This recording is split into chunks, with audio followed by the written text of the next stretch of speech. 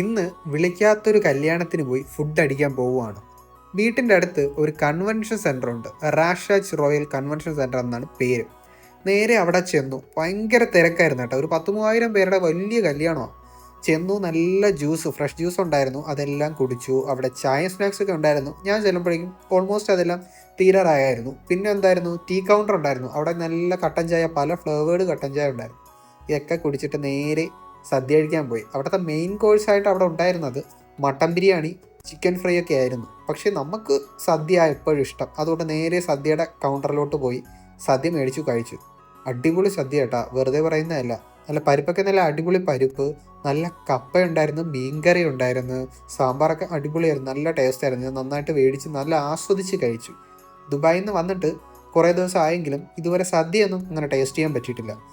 ഇന്നിപ്പോൾ അത് എന്തായാലും നല്ല വിശാലമായിട്ട് ഫുഡ് കഴിച്ചു, ക്ഷീണിച്ചു.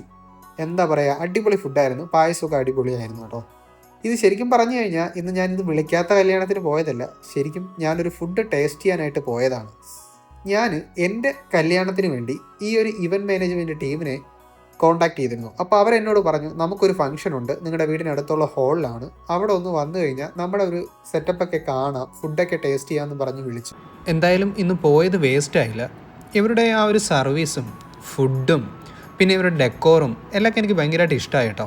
എന്തായാലും എൻ്റെ കല്യാണത്തിൻ്റെ ഫസ്റ്റ് ചോയ്സ് ഇവരാണ് കേട്ടോ.